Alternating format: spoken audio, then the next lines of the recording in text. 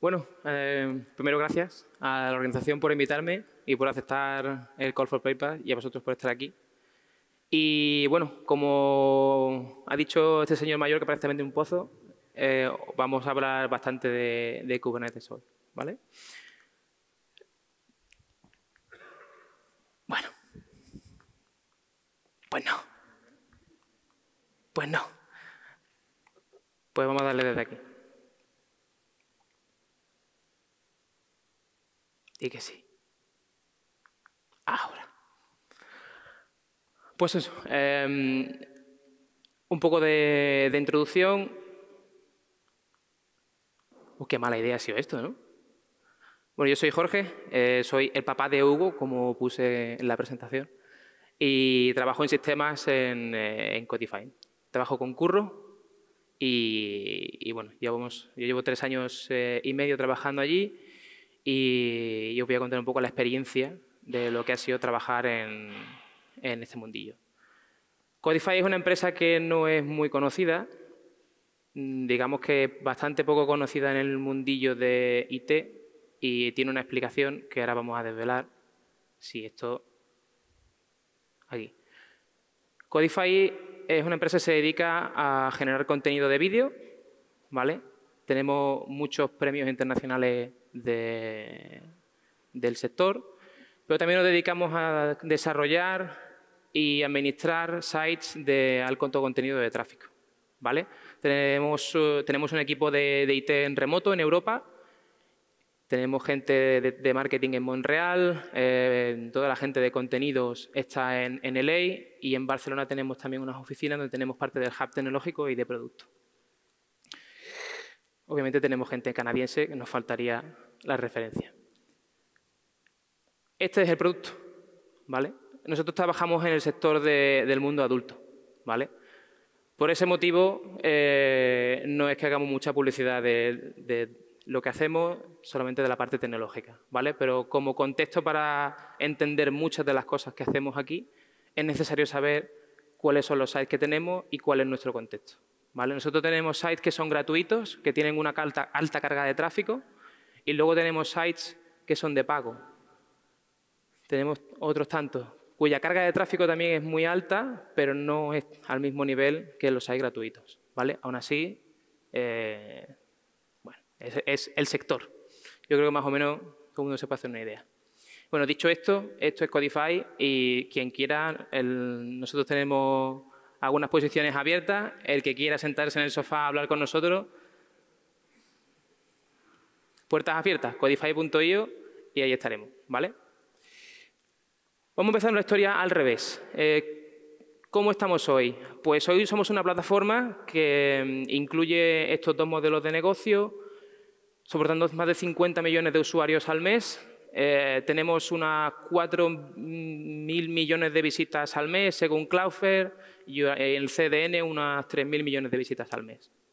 ¿Vale? Eso es un contenido, una carga importante de tráfico. Pero venimos de largo. Esto empezó algunos sites empezaron hace más de 10 años, otros hace 6 meses y lo más seguro es que cada año saquemos 1 o 2 sites nuevos, ¿vale? Por ese motivo, una de las cosas que se hizo hace no mucho fue darle un poquito de cariño a la plataforma de sistemas para automatizar todo este proceso y hacerlo todo bastante más sencillo. Hoy tenemos 6 clústeres de Kubernetes montados dentro de Amazon. No utilizamos EKS, luego hablaremos de los motivos de por qué no usamos EKS. Están montados todos en EC2. Utilizamos una cosa que no ha mencionado el compañero Toqueteos en la charla anterior, una herramienta que usamos que se llama Kube AWS. No es COPS, es una alternativa un poco más desconocida, quizás porque requiere una expertise y tiene una flexibilidad que te da muy buenas cosas por un lado, pero por otro requiere mucho más trabajo. Tenemos alrededor de unos 40 microservicios, tenemos más de 400 alertas, más de 600.000 métricas en Prometheus y generamos unos 120 millones de trazas al mes por el tema de APM y observabilidad, ¿vale? Esos son los números de la plataforma. Pero hace 3 años no estábamos así, ¿vale? Hace 3 años los entornos de desarrollo, dependiendo del equipo, si había suerte, el entorno estaba en background con ciertos plugins y ciertas versiones de background. Es decir, tú te instalabas background y luego empezabas a hacer rollback hacia atrás en el tiempo, hacia una versión en concreto con la que funciona el plugin para tocar los host files, etcétera, etcétera. Era un poco, bueno, faltaba cariño y actualizar versiones y llevar eso a la práctica. Sí, es verdad que aunque tengamos muchísimo contenido y muchísimo tráfico, el equipo de IT eran 5 personas en aquella época. Era un equipo bastante reducido. Entonces, el tiempo para dedicarle a los entornos de local, pues salvo que no te permita trabajar, pues no se lo vas a dedicar. Se queda en el backlog y es bueno, algún día se le dedicará. El tema de gestión de provisionamiento y deployment estaba montado con Chef, Capistrano y Cloudflare. Utilizábamos CodeSheet para CI cuando había CI, porque había equipos en los que no teníamos ni siquiera una pipeline de desarrollo y los tests no eran tan importantes porque estábamos en una fase de MVP, así que tira millas y cuando haya dinero ya pondremos test por delante. Utilizábamos Ansible también junto con Chef, Capistrano, etcétera, etcétera, en otros proyectos y también utilizábamos Code Deploy. Ese era el stack, ¿vale? Luego, a nivel de lenguajes de programación, teníamos equipos que utilizaban PHP y equipos que utilizaban Node, ¿vale? Un equipo isomórfico en Node, absolutamente todo en Node, y otro que tenía el stack de backend en PHP entero, y luego se migró a Node para el frontal y una API en PHP, ¿vale? Pero el principal problema que teníamos era que teníamos muchísimos incidentes. La empresa llega a un momento en el que uno de los equipos se encuentra con que se está estrangulando él mismo con sus propios incidentes. Ellos mismos generan incidentes que consumen bastante más parte de su tiempo. Y uno de ellos son, por ejemplo, que las máquinas de Amazon, o uno de los impactos que genera este tipo de cosas, es que las máquinas que estaban en EC2 estaban bastante lejos de un uso óptimo. Por poner un ejemplo, teníamos máquinas cuya carga de CPU no subía del 5 o del 10% en toda su vida útil. Pues estamos tirando mucho dinero. Y si eso lo ponemos como que esa era la norma, ir sobredimensionados para no caernos, cuando los problemas de caernos eran otros, terminamos tirando mucho dinero al cabo del mes. Teníamos problemas peores, y es que el sistema de deployment no era consistente. Por ejemplo, en los entornos de Node, tú hacías un deploy, el deploy incluía un npm install, pero cuando hacías un rollback porque la cosa no iba bien, tampoco iba bien, porque había problemas de caché, el directorio home de npm, etcétera, etcétera. Las versiones de las dependencias, aunque hayas hecho un rollback, siguen siendo las mismas. No había log file, lo que ha hecho el compañero del ecosistema de Node, que ahora sí lo hay, afortunadamente. Todos esos problemas nos los comíamos enteros, ¿vale? Para más INRI, en uno de los equipos teníamos un sistema de Service Discovery hecho a mano, in-house en la empresa, basado en un sistema PubSub, montado encima de un protocolo custom de comunicación entre microservicios que estaba montado encima de 0MQ. ¿Vale? Bueno, creo que no voy a andar en la herida, pero porque me duele a mí, básicamente. Era complejo y el problema es que no era estándar. Debugar un problema en la plataforma era muy difícil porque perdías visibilidad total y absoluta de lo que pasaba cuando un paquete salía de tu servicio y se iba a otro. No había nada. El formato era custom, no había trazas, había imposibilidad de ver absolutamente nada y terminabas teniendo un TCP dump y a ver qué encontrabas ahí, ¿vale? Luego teníamos problemas de gestión de tráfico. Una de las cosas que quería hacer negocio, por ejemplo, era ser capaz de enviar cierto porcentaje de tráfico entre frontales y hacer temas de A/B testing. Todo esto era imposible y lo que se hacía era que se ponían las dos cosas a la vez y en función de una cookie pues le renderizaba al usuario una página u otra, ¿vale? Eso limitaba la funcionalidad de las cosas que se podían desarrollar en un principio y daba bastante problemas a nivel de desarrollo. Y luego un problema gravísimo que teníamos, que era el principal y por el que se perdía más tiempo, que era un problema gravísimo de visibilidad. No sabíamos qué pasaba en la plataforma. Un día llegaba el de producto y te decía, las ventas han caído. Y es muy crítico. Y hay que encontrar a ver qué pasa. Pero no hay métricas, no hay No hay nada donde mirar, salvo entrar en las máquinas y empezar a revisar logs, a ver si hay algo que te da alguna pista de por qué los sales han caído. Y como eso, muchísimos problemas, ¿vale? Y el peor de todos es que los downtimes mensuales se medían en horas. Y es un problema muy, muy grave. De hecho, llegábamos a tener meses cuyo downtime se podía medir en días, ¿vale? Eso por un negocio que está haciendo salidas de MVP y que está adquiriendo mercado a una velocidad importante, pues es una lacra bastante dura de asimilar. Entonces, bueno, dado este contexto y los problemas que teníamos, yo estaba en un equipo de desarrollo. De hecho, yo no entré en la empresa a programar, aparte del sistema, yo entré como desarrollador y ocurrieron ciertos cambios en la empresa. Uno de los proyectos se empezó a migrar a Kubernetes porque empezamos a quitarnos toda esta deuda técnica de background, empezamos a migrar los entornos a Docker. Estábamos contentos con cómo funcionaban los entornos de desarrollo dockerizados, por la velocidad que nos daban. Decidimos que nos estábamos gastando en CodeShip unos 1.500 euros al mes y lo podíamos dejar en 300 si lo poníamos con Jenkins y lo manejábamos nosotros. Fuimos a por ello. Hicimos pruebas con COPS para cluster de staging, para poder administrar esos containers que estábamos generando. COPS nos falló muchísimo. A la que lanzábamos un upgrade se iba todo el clúster a tomar por saco. Fue una pequeña batalla. Y luego probamos KubeSpray también. Tampoco nos gustó. Los upgrades de los clústeres tardaban horas y no había necesidad de que tardase tanto. Al final terminamos por una herramienta que se llama Kube AWS, que es como lanzamos nosotros los clústeres. Es un YAML enorme de 6.000 y pico de líneas, donde está documentado ahí medianamente cómo se ha podido. Es un proyecto que está en el incubator de Kubernetes y del que somos contributors en la empresa. Y bueno, terminamos llegando a producción en uno de los equipos, ¿vale? Cosas que pasaron, terminé en el equipo de sistemas y me movieron al otro equipo para volver a hacer lo mismo, pero con la plataforma bastante más, digamos, inestable.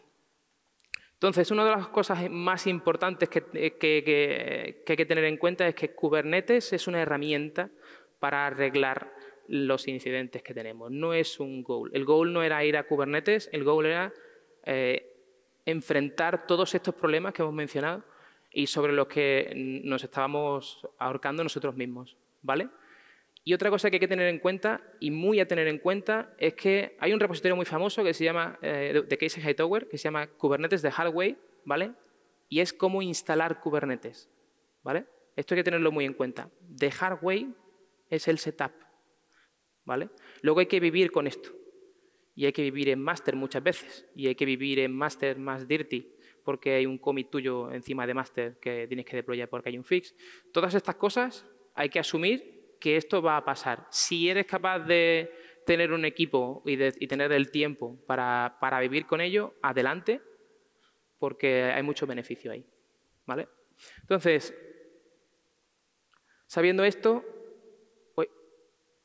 ¿qué nos daba Kubernetes? Nos daba una orquestación de containers, nos daba deployments inmutables, que esto era súper importante para nosotros porque era una de las cosas que nos pasaban más a menudo.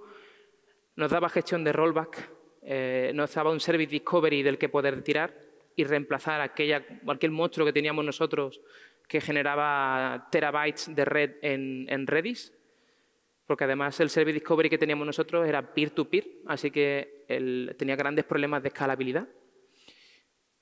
Nos permitía tener health checks para manejar el tráfico y manejar los restarts, que son los readiness y los live proofs de Kubernetes, ¿vale? Que de hecho hay bastante confusión sobre qué son, aunque la documentación de Kubernetes lo explica muy bien. Luego, estandarización. Kubernetes te da una API común para desplegar cualquier cosa. Tú generas tu artefacto, lo despliegas y lo puedes configurar. Variables de entorno, volúmenes, cuotas, todo lo puedes configurar, ¿vale? Y es todo igual para cualquier cosa que pongas dentro de tu plataforma. Pero insisto, Kubernetes te da una API para que tú despliegues cosas de la manera más común posible. Pero luego te toca a ti entregarle otra cosa a los desarrolladores. Y ahí entra el tooling. Kubernetes tiene bastantes herramientas con las que poder trabajar y montar una pequeña plataforma encima de ello para que los desarrolladores no tengan que pelearse directamente con Kubernetes, porque Kubernetes es muy extenso, ¿vale? Tiene un montón de objetos dentro y hay cosas de las que, sinceramente, no merece la pena que un desarrollador pierda el tiempo peleándose con cuotas de namespaces, Open Policy Agents, etcétera, etcétera, que a un developer a eso le da directamente igual, ¿vale? Luego tiene muy buenas integraciones con third parties. Si hablamos, por ejemplo, de monitoring, New Relic te da integración con Kubernetes, Datadog te da integración. A nivel de visibilidad se ha hecho un trabajo muy importante. Tienes Prometheus, que tiene integración nativa y te coloca incluso las alertas que si tienes un Prometheus Operator. Está muy bien a nivel de integraciones.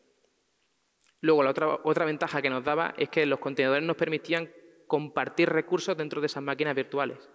Esas máquinas que teníamos simplemente al 10% de CPU, podíamos reutilizarlas para colocar cosas dentro, ¿vale? Sin tener que pelearnos modificando cientos de líneas de código en Chef y moviendo servicios de un sitio a otro, ¿vale? Y luego el tema de pod autoscaling y cluster autoscaling, porque una cosa que hay que tener en cuenta en Kubernetes es que tú puedes escalar los pods, pero hasta cierto punto, luego tienes que escalar el clúster, ¿vale? Todo esto estaba ya contemplado. Entonces, la pregunta es, ahora que hemos pasado por todo esto, si yo tuviese que empezar de nuevo, ¿cómo lo haría? ¿Qué haría yo hoy, sabiendo lo que sé y habiéndome peleado con lo que me he peleado? ¿Vale? Bueno, nos hemos peleado en el equipo. Entonces, un resumen, cosas que seguro que haremos, cosas que hoy hacemos, pero que intentaríamos evitar, y cosas que seguro que no haríamos. ¿Vale? Vamos a empezar por las cosas que seguro que haríamos. Tendríamos un upgrade plan, ¿vale?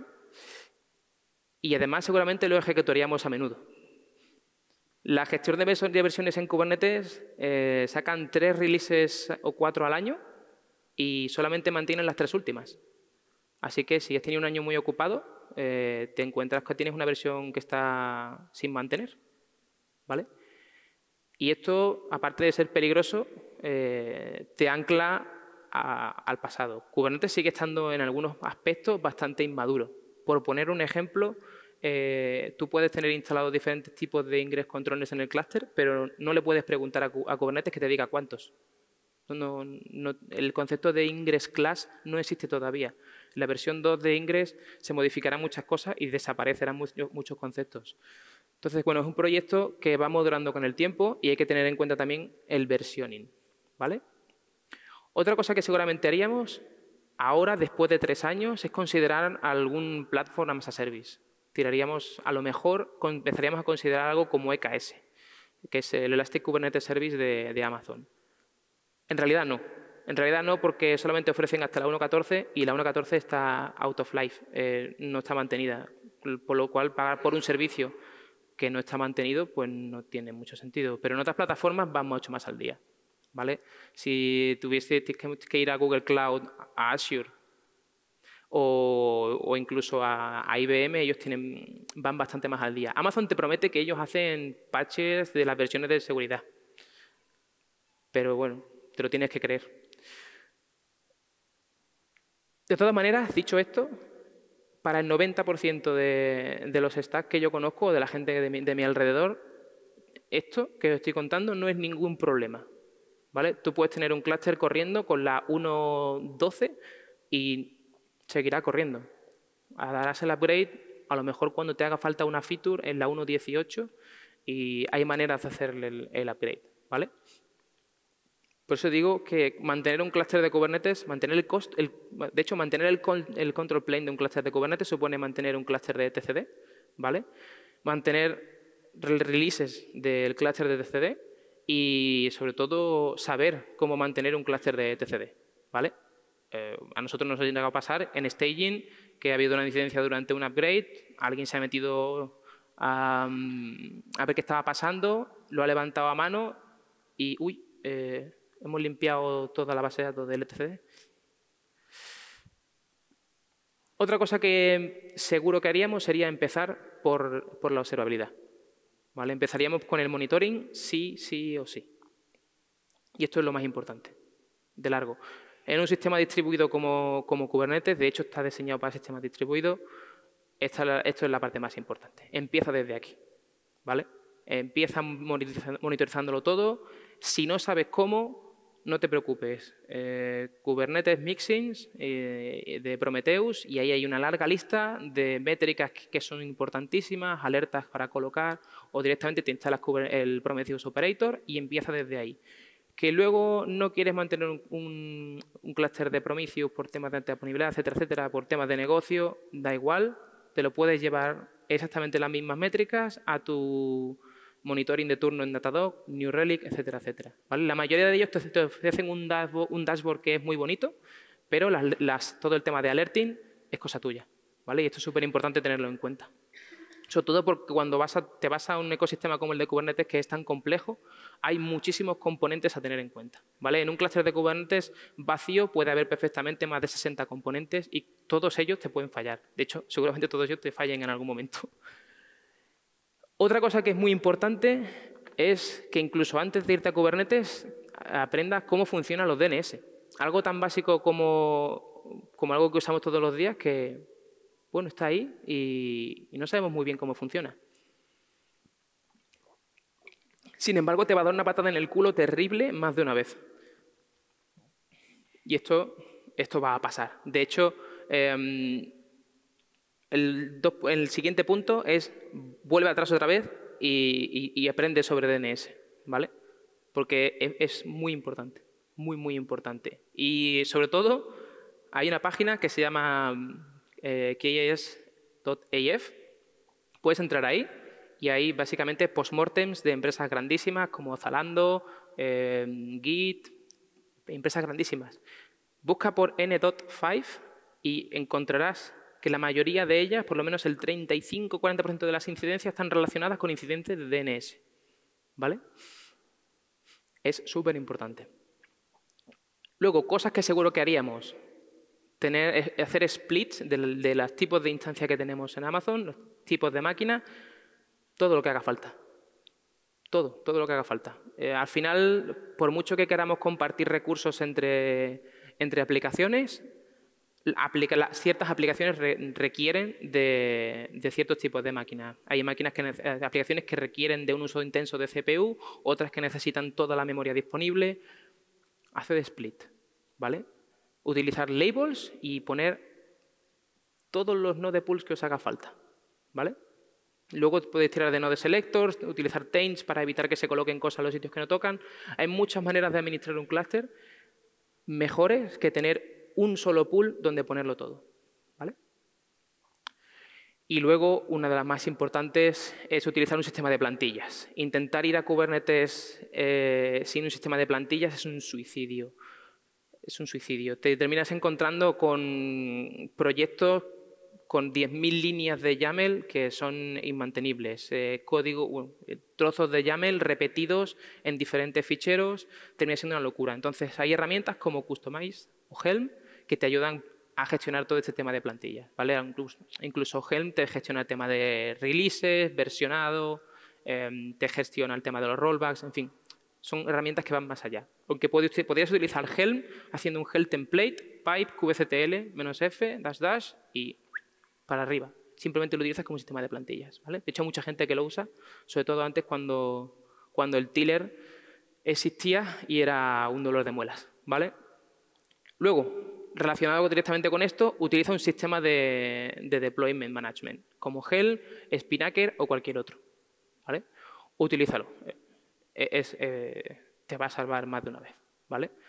Kubernetes te permite desplegar releases, pero al final lo más común termina siendo código en repositorio, ese código en el repositorio termina en master, eso termina en un tag, ese tag termina siendo una imagen en un container de Docker con un tag en concreto, y eso es lo que va a producción, ¿vale? Si lo que tú haces es un set image de un chart, por ejemplo, de Helm, y no estás haciendo un upgrade del char de gen, etcétera, estás desplegando solamente el artefacto y no el paquete entero de infraestructura, que a lo mejor tienes que tocar unas reglas de un ingress, tienes que tocar labels de un servicio, etcétera, etcétera. ¿Vale? Mejor desplegarlo todo y que vaya la parte de infraestructura y el artefacto toda a la vez. Y luego, parece una tontería, pero poner todos los alias en el shell que podáis. Los vais a usar absolutamente todos. Vas a terminar cansadísimo de escribir kubectl. De verdad, cansadísimo. ¿Vale? Parece una tontería, pero esto es un must. Cosas que evitaríamos. Stateful applications. Mantener aplicaciones que son stateful es difícil. ¿Vale? Dicho esto, está en avoid y no en don't, porque nosotros gestionamos aplicaciones que son stateful. ¿Vale? Requisitos de negocio. Nosotros gestionamos desde un clúster en alta disponibilidad de RabbitMQ hasta 5 o 6 clústeres de Elasticsearch que tenemos dentro de Kubernetes. ¿Vale? Incluso si Amazon ofrece su servicio de Elasticsearch, por razones de negocio y de costes, merecía más la pena tenerlo nosotros in-house. ¿Vale? Con el tráfico del que tenemos nosotros y teniendo en algunos clústeres 2.000 peticiones por segundo a los Elastic, el coste en Amazon se disparaba a unos niveles espectaculares. ¿Vale? Entonces, bueno, siempre que puedas, mantén tus aplicaciones stateful fuera. ¿Cómo lo hacemos nosotros? Nosotros utilizamos de bastantes servicios de RDS, incluso, por ejemplo, para sistemas de caché utilizamos Redis, ¿vale? Como casi todo el mundo. Pero no los tenemos dentro del clúster. Incluso si nunca te dan problemas, da igual, ponlo fuera, ¿vale? Ponlo fuera, que lo administre Amazon, le pones 4 alertas y te olvidas, ¿vale? Cuando tengas que hacer un upgrade en el clúster de Kubernetes, seguro que funcionará y no se parará ni te dará un corte de servicio ni hará que aplicaciones dejen de funcionar simplemente porque no son capaces de gestionar una caída de Redis, ¿vale? Otra cosa muy importante a evitar y es adoptar un service mesh sin necesidad de ello, ¿vale? Hay mucho hype con el tema de Istio, del service mesh, Linkerd. Son proyectos espectaculares, de verdad que lo son, pero aseguraos de tener un caso de uso válido, ¿vale? Istio te instala más de 60 custom resource definitions, ¿vale? Y luego instala otro, en fin. Luego de instalar el Cluster Resource Definition, instala sus definiciones propias y su configuración. Terminas teniendo un monstruo que tienes que saber muy bien cómo funciona porque va a manejar algo tan importante como el tráfico de todo lo que pasa en el clúster, ¿vale? Hicimos pruebas, teníamos problemas en el pasado con Istio 1.0, teníamos problemas de 503 intermitentes, etcétera, etcétera. Eso se descartó. A día de hoy seguimos sin un service mesh. Y lo que le pedimos a los desarrolladores es que ellos nos provean las métricas como requisito. Es un trade-off, ¿vale? Nosotros no queremos pagar el precio de gestionar un service mesh, aunque en algunas circunstancias nos servirían para estandarizar toda la parte de networking y, bueno, es cuestión de medir, ¿vale? Otra cosa muy importante, push versus pull en las métricas, ¿vale? Un servidor de StatsD dentro del clúster al que tú le mandas las métricas es muy cómodo y en ciertas circunstancias es muy útil, pero tiene el trade-off de que solamente lo puedes mandar a un sitio. Si lo quieres mandar a más de uno o necesitas hacer una migración, tienes que estar jugando con los labels en un servicio si está dentro del clúster o con los DNS si están fuera. Al final, cuando entras en el ecosistema de Prometheus te das cuenta de que el sistema de pool está bastante mejor pensado y te evita bastantes problemas. Si tienes que hacer un upgrade en el tema del monitoring y tus métricas se exponen, no se envían, puedes tener 2 sistemas consumiendo de las mismas métricas al mismo tiempo sin que tengan conflicto entre ellas. Y esto es muy, muy, muy importante. Cosas a evitar. Alpine. Alpine encontraréis miles de blogs en Internet sobre qué chulo es Alpine, cómo mola. Tengo 8 megas de container. Esto va genial. Va genial hasta que te encuentras con cosas que no son del todo normales. Por ejemplo, como no está basado en glib, si tienes que compilar algo en Alpine, te puede tardar hasta 60 veces más, ¿vale?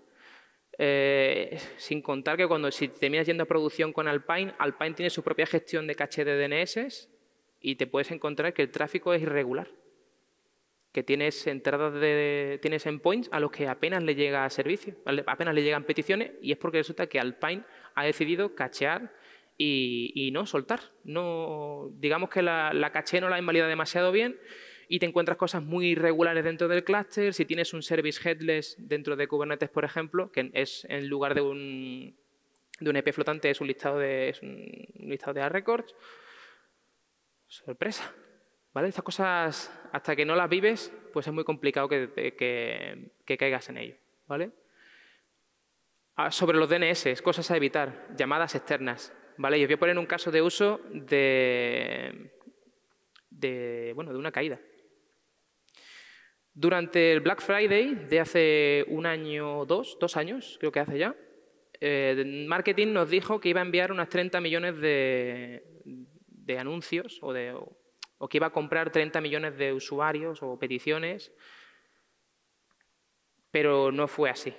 Nosotros preparamos la plataforma para hacer una estimación y luego una de las cosas que hacíamos nosotros, como vivimos en un modelo de negocio en el que las ads son bastante importantes, nosotros hacíamos proxy de esos ads, es decir, los servimos desde nuestro dominio, ¿vale?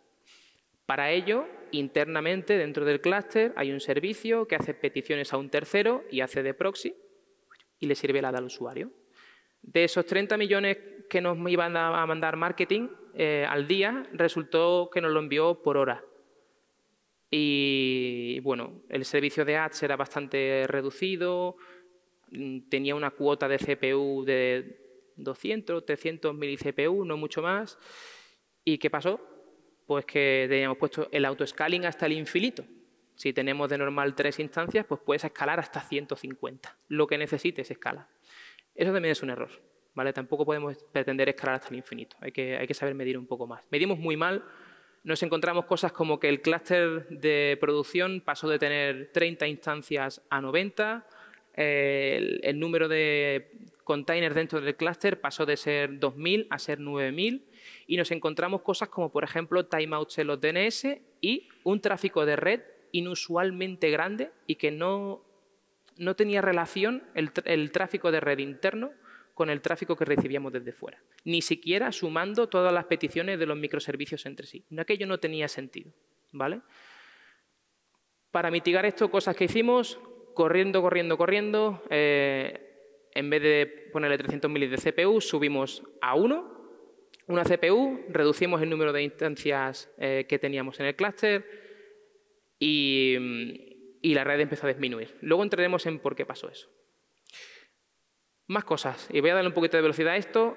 Los secrets en los repos de Kubernetes y cifrados, ¿vale? Y luego utilizamos Helm Secrets para controlar todo esto.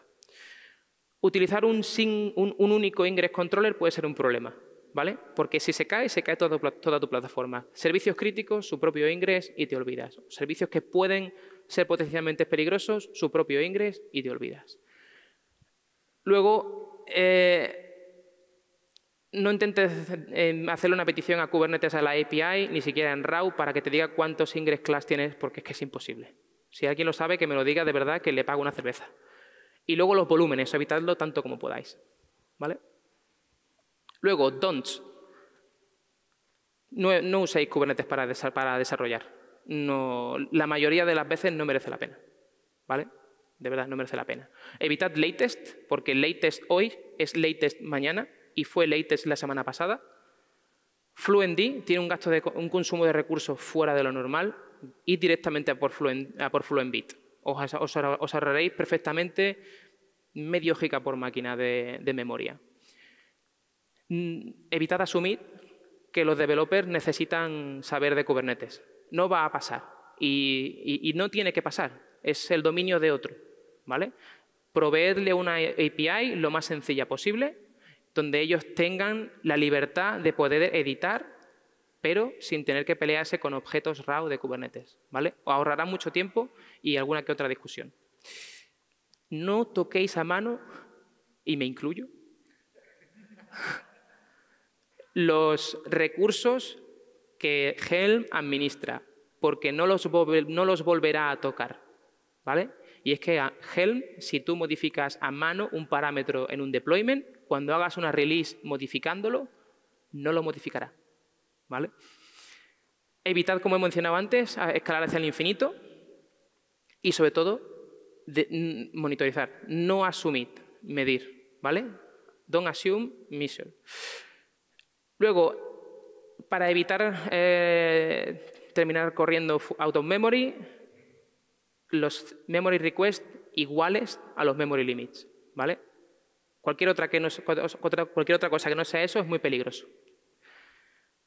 Los CPU limits, en algunas versiones del kernel antiguas, son muy peligrosos y tienen un penalty de performance muy, muy grave. Y ahora veremos, ¿vale? Y luego no asumáis que la network es gratuita, ¿vale? Porque no lo es.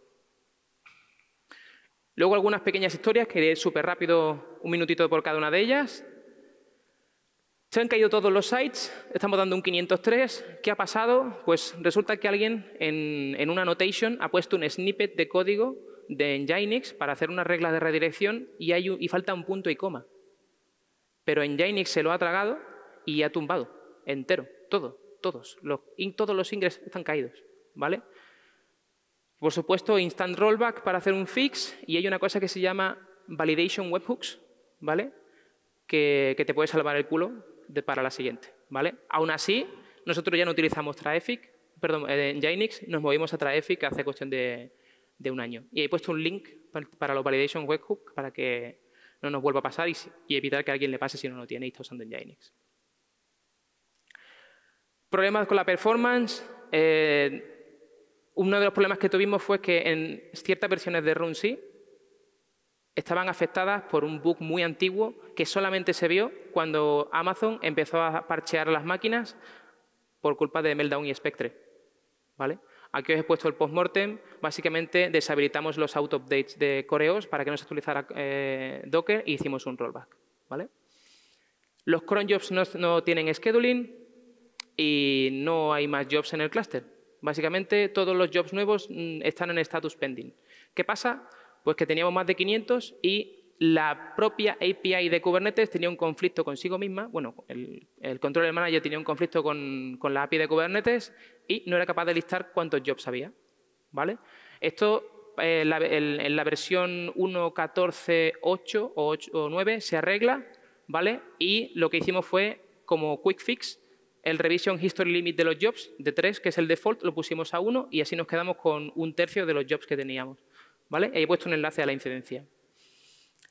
DNS Response Time to High. Esta es la historia con la que les he contado antes, ¿vale? Así que voy a pasar de largo de ella, pero aquí tenéis enlaces sobre todo. Bueno, hay un blog post muy interesante sobre qué es lo que puede pasar aquí. Y esto es lo que pasa con los CPU limits en algunas versiones del kernel. De hecho, esto se arregló el año pasado en el kernel de Linux. Y básicamente quitar los CPU limits significa mejorar la performance de todas las aplicaciones de tu clúster un 50%. Solamente quitando los CPU limits, ¿vale? Y esto no genera throttling, no genera nada. Aunque no tenga throttling, tu aplicación va más lenta simplemente por tener CPU limits, ¿vale? Hay una charla de la KubeCon del año pasado, de noviembre, que es espectacular. Os la recomiendo a todo el mundo. Este es el enlace, ¿vale? Y es un must. Es un must. Es una charla espectacular. Stream throttling, ¿vale? Porque no estábamos monitorizando de manera correcta el throttling de los containers, había cosas que estaban afectadas. Por ejemplo, una de las cosas que nos pasaba a nosotros es que utilizamos un proxy dentro del clúster, ¿vale? Que escribe las reglas de IP tables para que todo lo que vaya a los servicios de Amazon pase por ahí y mire si tiene permisos para acceder o no, ¿vale? Teníamos un problema gravísimo de throttling en ese servicio y teníamos intermitentes problemas de conexión con esos servicios, ¿vale? Lo arreglamos básicamente mejorando el monitoring y quitando los CPU limits.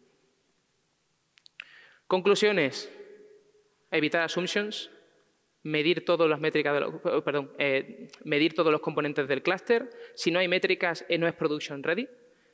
Evitar el hype. Y, sobre todo, aprender sobre componentes y conceptos de Kubernetes para evitar misconceptions. Las misconceptions son muy peligrosas en una aplicación tan grande. Y ya está.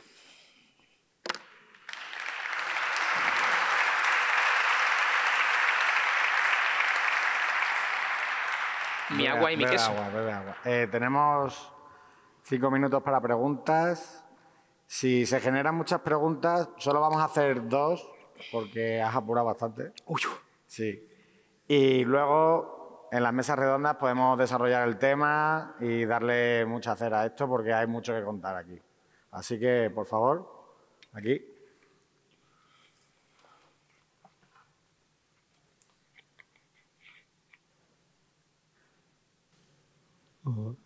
¿Se me escucha? Sí.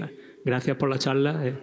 Comentabas que no se asumiera y que era bastante complicado que, por ejemplo, todos los desarrolladores aprendieran lo que es el ecosistema de Kubernetes por completo y demás.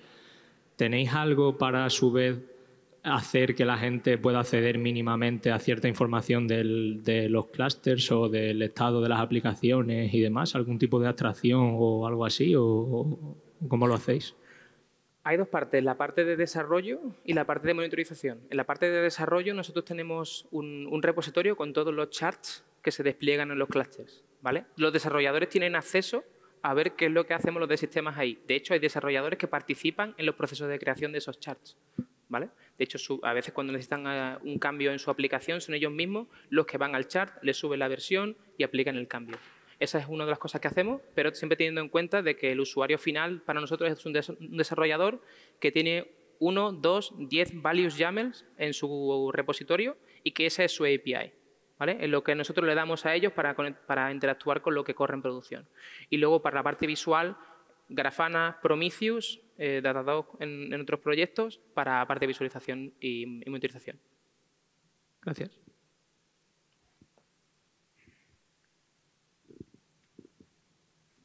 No hay más preguntas.